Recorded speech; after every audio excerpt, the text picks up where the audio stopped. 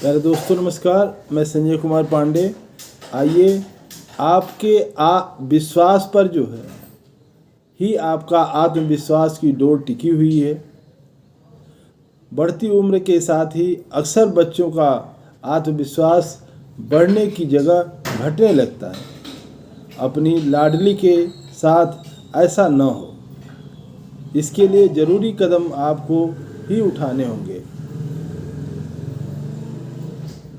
तुम क्या आज भी क्लास में अपनी बात नहीं कह पाई?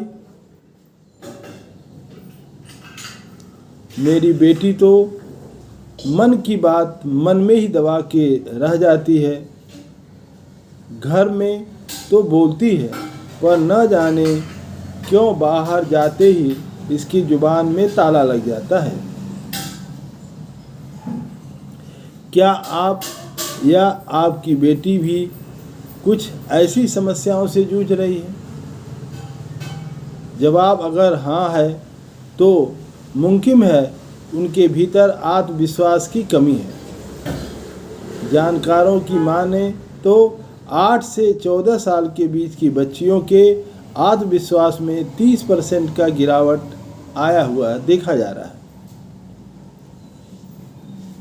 मनोरोग विशेषज्ञ स्मिता श्रीवास्तव कहती हैं कि यह कमी किशोरावस्था में सामाजिक दबाव, नकारात्मक अनुभव और असफलता के डर से जो है ऐसा होता रहता है। इसके बारे में चिंता करना जरूरी है। माता पिता, शिक्षकों के व्यवहार और उनके प्रयासों में इस कमी को ठीक किया जा सकता है।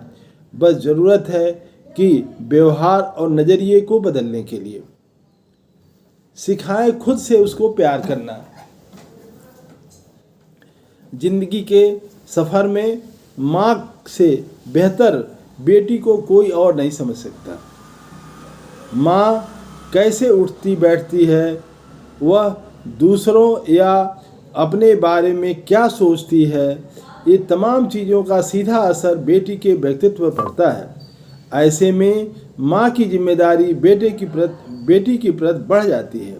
बढ़ती उम्र के साथ बच्ची बदल रही हो और उसके लिए हर चीज़ मायने रखता है। उसका रंग, उसके शरीर के बाल, कपड़े से लेके नाखून तक किसी के द्वारा की गई एक नकारात्मक टिप्पणी उसे कई दिनों तक सोच में डाल देती है। यह जिम्मेदारी माँ की है कि वह एक ऐसे मौक़ों पर बच्ची की नकारात्मक सोच में सकारात्मकता का पुट डाले।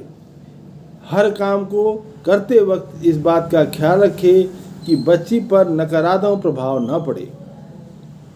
ऐसे माँ कपड़े पहनते समय के वक्त बोले कि मैं इस ड्रेस में ज़्यादा मोटी दिखती हूँ, इसलिए यह नहीं पहनती।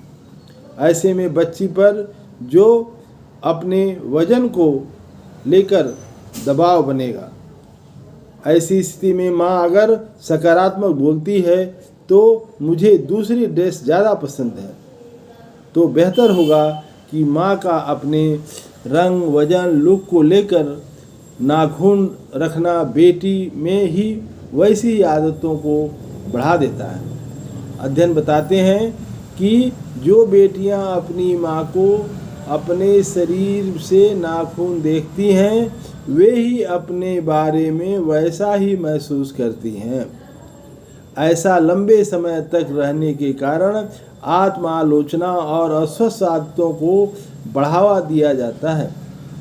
इसमें बेहतर है कि आप बच्ची को सकारात्मक रहते हुए तमाम चीज़ों की ज़रूरतों को समझिए, जैसे कि आप बढ़ते वजन को कम करने के बजाय साथ साथ टहलना, डांस करना, ये आप ज़रूर करें। उससे एहसास कराएं कि यहाँ मामला कैलोरी को कम करने का नहीं, बल्कि साथ में मिलकर आनंद लेने का है। सीधे शब्दों में कहें तो माँ बच्ची को सिखा सकती है, आपकी उपलब्धियाँ उसके लुक से ज़्यादा मायने रखती हैं। उसे बताएं कि मोटा पतला काला गोरा उसके रूप रंग उसे किसी भी तरह के कमरत नहीं बनता। उसे यकीन दिलाएं कि शरीर का अच्छा होना ज़्यादा मायने से रखता है। कि बच्ची को अपनी बातों पर यकीन दिलाएं कि आप अपनी ज़िंदगी को कैसे किस्से कहानियों की सहारा लेकर कर सकती हैं। रखने दे रहा है, तुम चुप रहो। तुमसे किसने पूछा है कि वो लड़का है या वो कर सकता है। कई बार बेटियों को सवालों के बदले ऐसे जवाब सुनने को मिलते हैं। हो सकता है कि अभिभावक के तौर पर आप इसे महसूस करती हो। आप बेटियों के लिए ज़्यादा अच्छे फैसले ले सकती हैं, पर आपके घर में के किसी भी अन्य सदस्य का यह व्यवहार बच्ची के मन पर नकारात्मक प्रभाव डाल सकता है। अगर आपके घर में भी ऐसा होता है तो इसे रोकना जरूरी है। यकीनन यह बर्ताव बच्ची को जुबान को फौरी तौर पर बंद करवा देना, पर आपका यह रवैया उसके आत्मविश्वास पर गहरी चोट करेगा।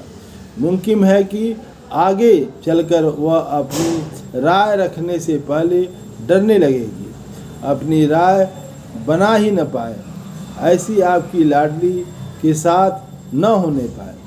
इसके लिए आप उनसे तमाम छोटी बड़ी बातों पर उनकी राय को जरूर पूछें। जहाँ यह गलत हो उसे सही तरीके से समझाने का प्रयास करें। बेटियों में भेदभाव न करें। ये भी आजमाएं कि बच्ची को जिम्मेदारियां उठाने दें। गलतियां होने पर सीधे सवाल करने से बचिए। संकेतों से गलतियों और भूलों को और इशारा कीजिए। सीधे सीधे दखल देने के बजाय दूर से उन पर नज़र बनाए रखिए। उससे सिखाइए कि भूल करना गलत नहीं, पर उससे सीख लेना बेहद ज़रूरी है। नए सीखें काम करने को, दूसरे को बताने और उनके प्रशंसा हासिल करने से बचें।